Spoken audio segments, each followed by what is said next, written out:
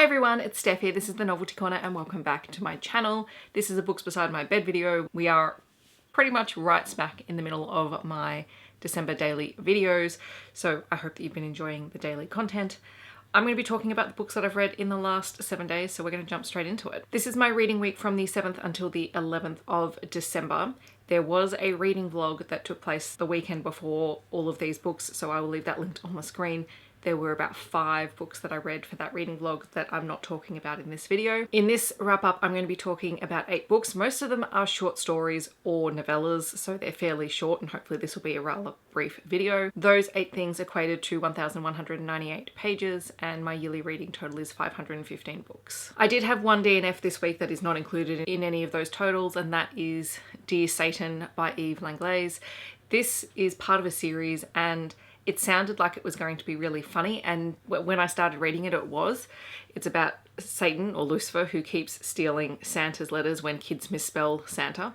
So he's legitimately set up a postal address in the North Pole for Satan Claus and collects those letters. I think that this was supposed to be just a funny, smutty story, but there were just a couple of things that rubbed me the wrong way. Like, the majority of it I really liked, but the portrayal of the heroine of the story didn't quite sit well with me, so I ended up stopping this one about 25-30% of the way through the novella, which was a shame because I was really looking forward to reading it. Into the things I did read, there was A Tangled Christmas by Lillian Lark. This is a short story that I think was part of her, either her Patreon or her subscriber list.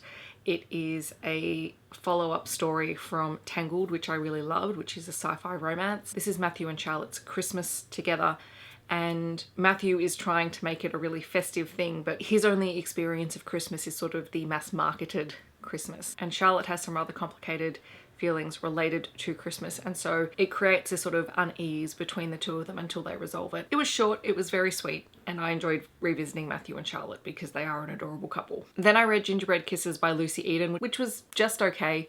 It is a novella. It is about Mark, who is a billionaire who is trying to buy up locations for a prospective business, and he walks into the shop of single mum Liz, who runs a bakery, and then tries to buy her shop, and her answer is resoundingly no. So he goes away and then he comes back a couple of days later intent on trying again, and overhears a conversation between Liz and her daughter Maya, who has just found out that her father won't be in town for the father-daughter baking competition that he promised to be here for. And so Mark offers to step in and participate in the baking competition with Maya. And the relationship sort of develops from there. It was just okay. Being a novella, it moves very quickly, but some novellas you feel like the pacing is just right. Some just feel like they move way too quickly, and this was one of them for me. I also read Mr. Right Now by Annabeth Albert. I've actually had this book for a long time and I still hadn't picked it up, so I decided to read it.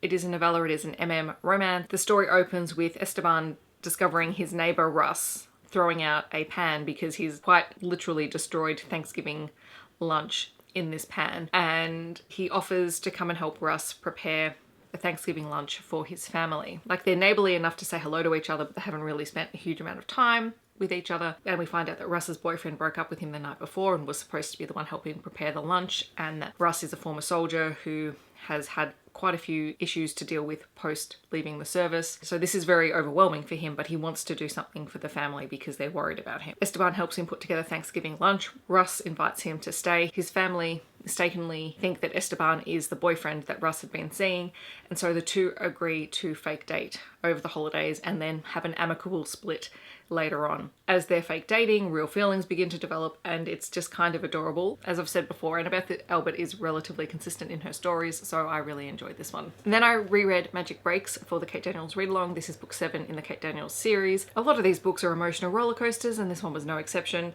This one, pretty much the drama kicks off from the start of the book and it doesn't let up all the way to the end. But that said, it is a book that I really enjoy reading. So at the beginning of this book, Curran goes on a diplomatic hunting trip in order to secure an alliance with some neighbouring people, and that leaves Kate in charge. As it so happens, she has to go to a meeting with the people of Atlanta, the people who control the vampires. And when she's at this meeting, Hugh shows up. Now, Hugh is her current #1 enemy besides Roland, and he's rather annoyed by how their last meeting ended in Magic Rises. This sets off a chain of events where basically Hugh and the people have framed a member of the pack and are threatening to bring severe action onto the pack as a result. And so Kate has to solve all of this with her allies within the pack.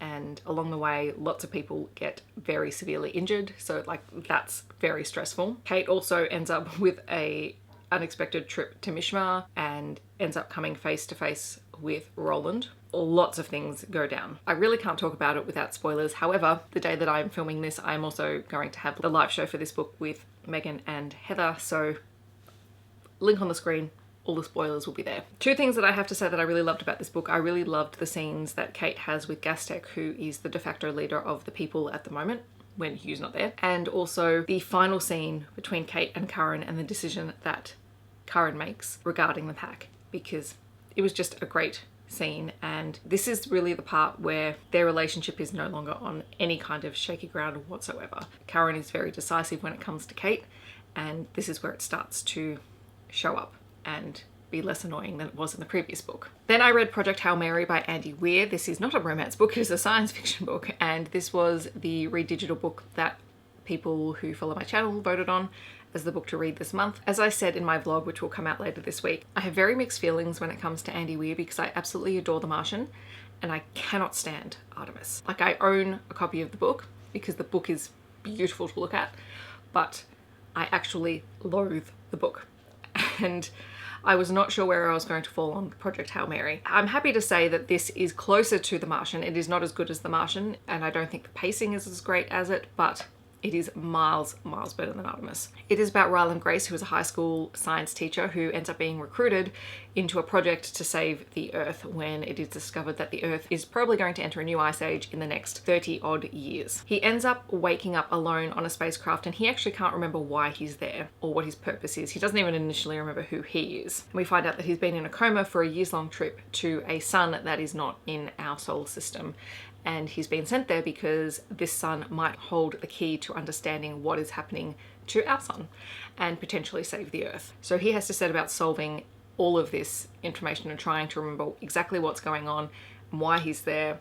And while he's there, he ends up being greeted by another ship and an alien who he names Rocky, who is basically like a legitimate rocky spider. And they both breathe very different atmospheres. They have a completely different language. They have to learn how to talk to each other, but they're both scientists, and so they figure out a way to talk.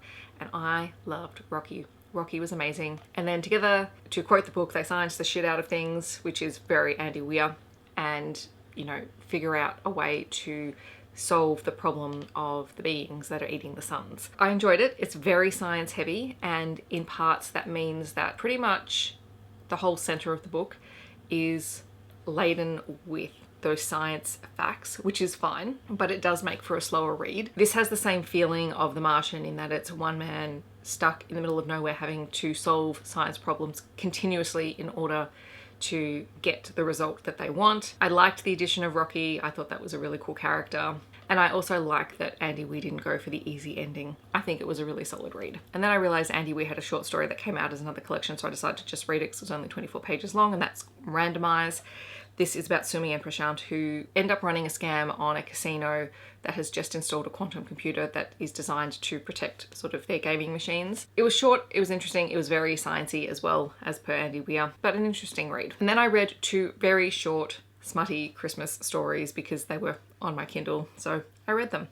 There was Sleigh Bells Ring by Jodie Griffin. This is a reindeer, shifter and Santa story and features everything from BDSM, reverse harem, various partners from MF, MM, MMMF, you name it. Like, there's menage couples, it's all there. But anyway, the main couple is Nicholas, or Santa, and Vixen, and it's just post-Christmas. They're all working sex out of their system, and it's really about them committing to a relationship. So very short, very steamy, worth it if you just want something short and smutty. And then I also read Stuffed by Kay Sterling, which is a collection of short stories. So there's 5 short stories in all, and each of them features Santa visiting a person or a couple who are in need of some kind of boost. And again, very short, very smutty, all types of relationships, MM, 3 men, 2 men and 1 woman. Like, all of them are probably only 10 pages long each. They're actually relatively sweet stories as well, because he's there because certain people are dealing with things and they just need someone who believes in them and who sets them on the right course and lets them know that everything's going to be okay, which is sort of the main point. All right, so those are the books that I read this week. It was my second last week of work for the year. I've got one more week to go. I'm hoping to get some books read this week and then a stack more read over the holidays.